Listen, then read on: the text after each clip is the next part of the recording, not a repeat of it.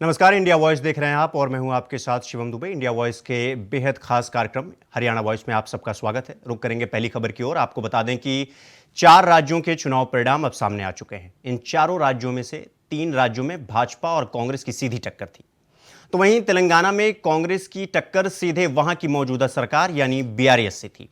बता दें कि बीजेपी ने कांग्रेस को मध्य प्रदेश, छत्तीसगढ़, राजस्थान में क्लीन स्वीप कर दिया, तो वहीं कांग्रेस ने तेलंगाना में बीआरएस को पटकनी दे दी। इसी उठापटक के बीच अब बधाइयों का सिलसिला भी शुरू हो चुका है। बता दें कि इसी कड़ी में हरियाणा के मुख्यमंत्री मनोहर लाल ने सोशल मीडिया प्लेटफॉर्म एक्स पर ट्वीट करते हुए लिखा कि मध्य प्रदेश, छत्तीसगढ़ और राजस्थान, इन तीनों राज्यों में जनता के आशीर्वाद से भारतीय जनता पार्टी को मिली प्रचंड जीत का जश्न हिसार के भाजपा कार्यालय में कार्यकर्ताओं के साथ एक दूसरे का मुंह मीठा कराकर मनाया गया। प्रधानमंत्री नरेंद्र मोदी जी में अटूट विश्वास को दर्शाती देश की जनता की आस्था आज महाविजय में तब्दील हुई है। इसके लिए सभी कर्मठ और मेहनती कार्यकर्ताओं को मैं तहे दिल से बधाई देता हूं। बता दें कि एक और ट्वीट करते हुए सीएम मनोहर लाल कहते हैं कि 2047 तक भारत को विकसित बनाने के लक्ष्य के साथ दिन रात परिश्रम कर रहे आदरणीय प्रधानमंत्री श्री नरेंद्र मोदी जी के नेतृत्व को जनता ने स्वागत योग्य मैंडेट दिया है। गरीब, युवा, महिला और किसान का सबसे बड़ी 4 जातियों के रूप में उल्लेख कर उन्होंने भारत के संकल्प की प्राथमिकताएं भी तय कर दी हैं। इस प्रचंड जीत के लिए सभी नागरिकों, कार्यकर्ताओं, साइबर योद्धाओं समेत बीजेपी के सम्मानित राष्ट्रीय अध्यक्ष जेपी नड्डा को उनके सशक्त मार्गदर्शन के लिए हार्दिक बधाई।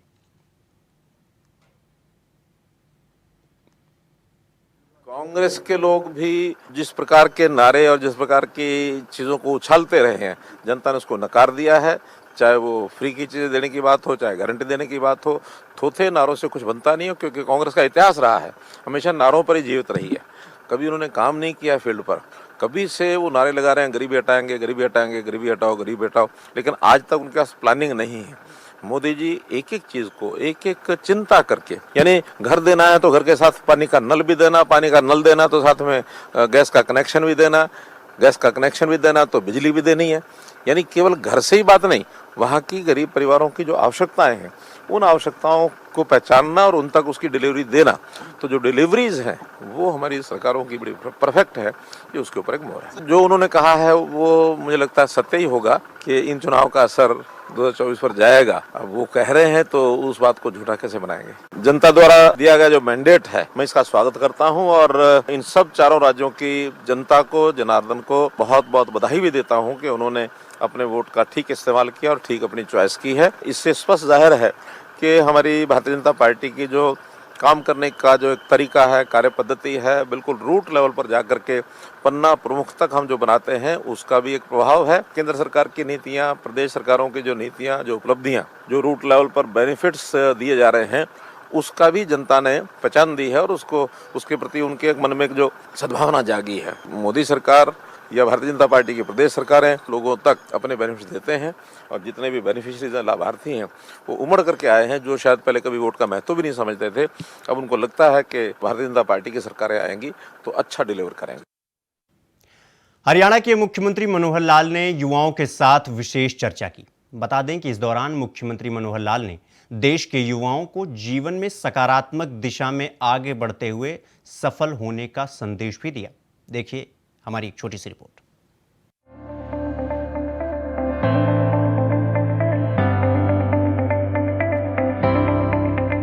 हरियाणा के मुख्यमंत्री मनोहर लाल ने कहा है कि अगले 25 वर्षों में विकसित भारत के सपने को साकार करने में राज्य और देश के युवा महत्वपूर्ण भूमिका निभाएंगे।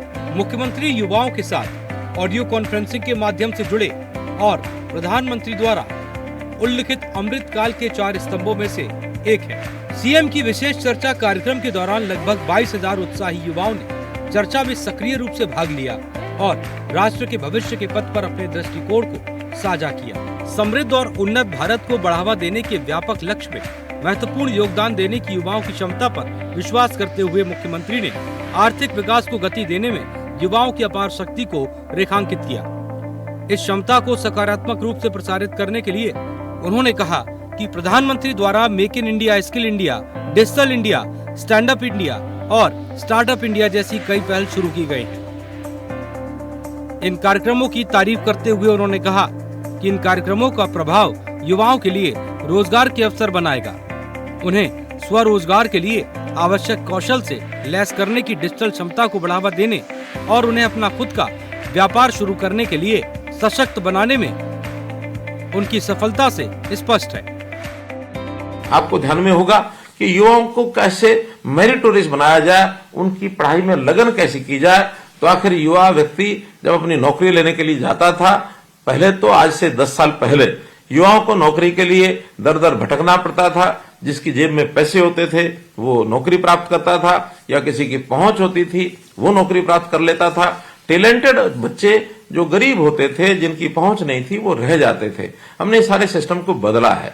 नौकरी देते समय मिशन मेरिट को लागू किया और पर्ची खर्ची को भी हमने समाप्त किया है कि अब कोई पर्ची खर्ची नहीं चलेगी। और परिणाम स्वरूप पिछले 9 वर्ष के अंदर 1,10,000 युवकों को हमने इस मेरिट के मिशन के आधार पर जो नौकरी दी है। यह वर्ष भी ग्रुप सी के, ग्रुप डी की नौकरियां लगभग 60,000 नई नौकरियां देने का हमारा जो है प्रावधान चल रहा है। जहां तक निजी क्षेत्र में रोजगार की बात है, इसमें भी लगभग 32 लाख लोगों को रोजगार अथवा स्वरोजगार ये उन्होंने पिछले 9 वर्ष के अंदर किया है, ताकि हमारे यहाँ बेरोजगारी समाप्त हो। आज विपक्षी लोग भले ही तरह तरह का प्रचार करते हैं, लेकिन मैं दावे से कह सकता हूं कि हमारी जो बेरोजगारी दर है वो देश के बाकी अन्य प्रांतों से अधिक नहीं है, बल्कि सीमा में है। हाँ, हम उसको भी ठीक करने के लिए, सबको रोजगार देने के लिए तरह तरह की योजनाएं ये सब बना रहे हैं। सबसे पहले तो जो गरीब परिवार है उनको सरकारी नौकरी के लिए छूट मिले, एक विशेष प्रावधान किया कि जिसके परिवार में नौकरी नहीं है ऐसे परिवार के सदस्यों को नौकरी के अंदर 5% अंक ये अतिरिक्त दिए जाएंगे, और उसके कारण से बहुत घरों में ये नौकरियां जो है वो सरकारी पहुंची हैं। युवाओं के समृद्ध भविष्य की कामना करते हुए मनोहर लाल ने कहा कि अमृत काल के अगले 25 वर्षों के भीतर भारत को एक विकसित राष्ट्र में बदलने के लिए प्रधानमंत्री नरेंद्र मोदी के दृष्टिकोण को साकार करने के लिए हमारे युवाओं के साथ साथ 4 अमृत स्तंभों को मजबूत करना आवश्यक है। शक्ति, नारी शक्ति, किसान, मध्यम वर्ग और गरीब वर्ग। मुख्यमंत्री ने प्रत्येक वर्ग की सामूहिक जिम्मेदारी पर जोर देते हुए कहा कि प्रत्येक वर्ग द्वारा अपनी भूमिका निभाने के साथ भारत आत्मविश्वास से 2047 तक विकसित देशों में अग्रणी होने की आकांक्षा रख सकता है। मुख्यमंत्री ने इस बात पर रोशनी डाली कि नई राष्ट्रीय शिक्षा नीति क्रांतिकारी बदलाव लाएगी। शिक्षा क्षेत्र में स्कूलों से लेकर विश्वविद्यालयों तक कौशल शिक्षा पर विशेष जोर दिया गया है। इसका उद्देश्य यह सुनिश्चित करना है कि 2030 तक राज्य का हर एक युवा न केवल एजुकेशन प्राप्त करे बल्कि आवश्यक कौशल भी हासिल करे। इसका उद्देश्य संयुक्त राष्ट्र के विकास लक्ष्यों के साथ तालमेल बिठाना है और एक बार हासिल करने के बाद हरियाणा को 2030 तक इन वैश्विक उद्देश्यों को पूरा करने की राह पर ले जाएगा। देश में आगामी 25 साल के अंदर जब आजादी के 100 वर्ष पूर्ण होंगे तो इस 25 साल के कार्यकाल को अमृत काल इस नाम से देश ने यानी प्रधानमंत्री जी ने नाम दिया है। इस अमृत काल में हमारे समाज का हर वर्ग अपनी अपनी भूमिका निभाए, अपना दायित्व निभाए, तो निश्चित रूप से 2047 तक यह देश विकसित देशों की श्रेणी में और यह आ जाएगा। स्पष्ट एक वर्गीकरण किया गया है समाज का, कि समाज में जैसा हम जानते हैं कि जाति प्रथा बहुत अपने आप प्रचलित है, लेकिन उस जाति प्रथा के कारण से समाज को लाभ कम हानि ज्यादा होती है। अब आखिर जातियां ये समय समय अपना अपना स्वरूप लेती हैं, और एक प्रधानमंत्री जी ने बहुत स्पष्ट तरीके से कहा है कि हम भी अगर मानव समाज में जातियों के नाम से पुकारने लगे तो हमारे सामने भी 4 जातियां उभर करके आती हैं। उसमें एक है युवा वर्ग, दूसरा है महिला वर्ग, तीसरा है हमारे देश का गरीब समाज और चौथा है किसान वर्ग। तो ऐसे 4 जो है स्तंभ, और ये देश के अंदर इस प्रकार से काम करने की आवश्यकता ये प्रधानमंत्री जी ने कहा है। तो जैसा हम युवा वर्ग से संबंध रखते हैं तो युवाओं को अपनी शिक्षा का किस प्रकार से उसको लेकर के वो आगे बढ़े, और न केवल शिक्षा बल्कि उसके साथ साथ संस्कार, उसके साथ साथ विचार, उसके साथ साथ हुनर, ये भी युवाओं का ये आगे बढ़ना चाहिए। तभी हम विकसित भारत का जो सपना है इसको पूरा कर पाएंगे।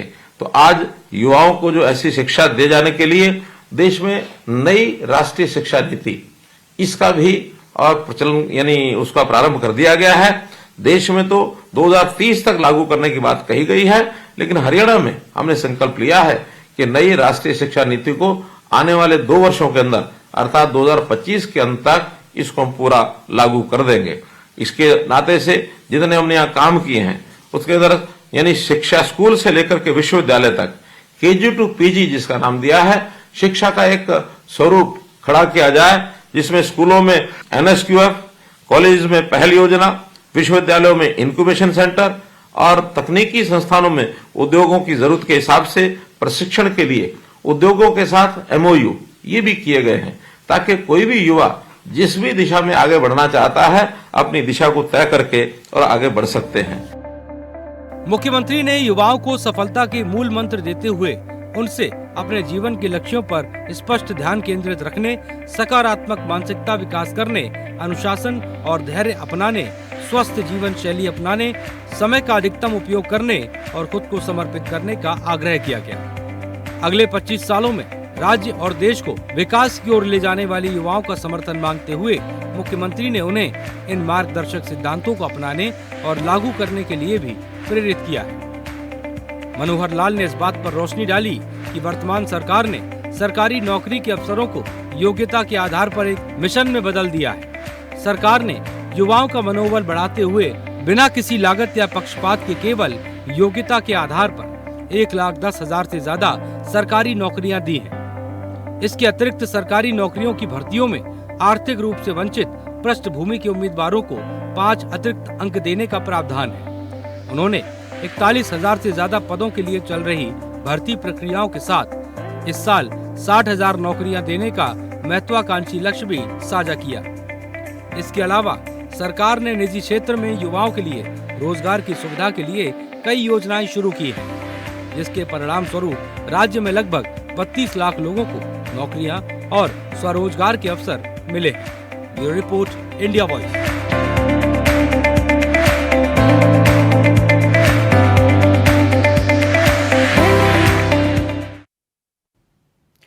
हरियाणा के मुख्यमंत्री मनोहर लाल ने भारत के प्रथम राष्ट्रपति और सरलता की प्रतिमूर्ति कहे जाने वाले डॉक्टर राजेंद्र प्रसाद जी की जयंती की सभी देशवासियों को बधाई दी। इस दौरान मुख्यमंत्री ने ट्वीट कर कहा कि भारत के प्रथम राष्ट्रपति और सरलता की प्रतिमूर्ति डॉक्टर राजेंद्र प्रसाद जी की जयंती पर उन्हें कोटि कोटि नमन। साथ ही मुख्यमंत्री ने कहा कि देश की स्वाधीनता में उनका योगदान अतुलनीय है। उनके आदर्श और दूरदर्शी विचार तथा सादगीपूर्ण व्यक्तित्व सभी के लिए प्रेरणादायी है।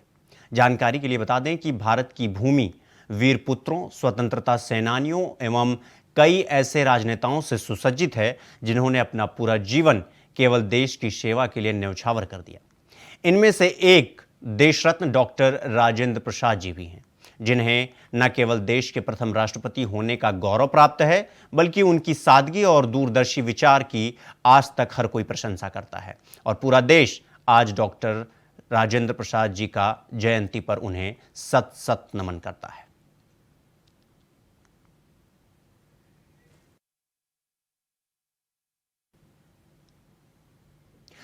हरियाणा में नशे की बुराई को जड़ से खत्म करने की दिशा में एक बड़ा कदम उठाते हुए मुख्यमंत्री मनोहर लाल ने कहा कि नशे के खिलाफ हमारी मुहिम में प्रत्येक हरियाणा वासी अपनी हर संभव योगदान देते हुए लोगों को नशा मुक्त हरियाणा के प्रति जागरूक कर रहा है। आज हिसार में कला, साहित्य और सामाजिक कार्यों को समर्पित संस्था सर्व कल्याण मंच हरियाणा द्वारा आयोजित कार्यक्रम में शामिल हुआ और नशे के खिलाफ जागरूकता यात्रा की हरी झंडी दिखाकर उसे रवाना किया। नशा मुक्ति की दिशा में किए जा रहे हमारे प्रयास स्वच्छ समाज की स्थापना के लिए बेहद महत्वपूर्ण साबित हो गया।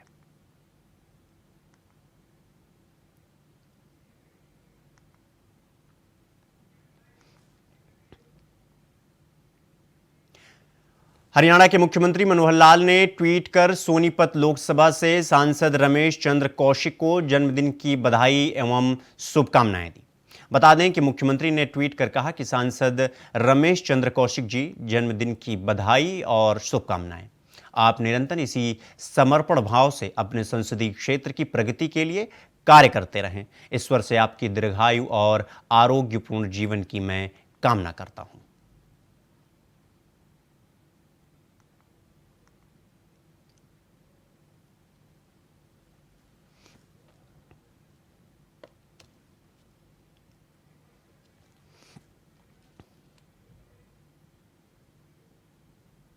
हरियाणा वॉइस में फिलहाल अभी के लिए बस इतना ही। देश दुनिया की तमाम खबरों को देखने के लिए देखते रहिए इंडिया वॉइस। नमस्कार।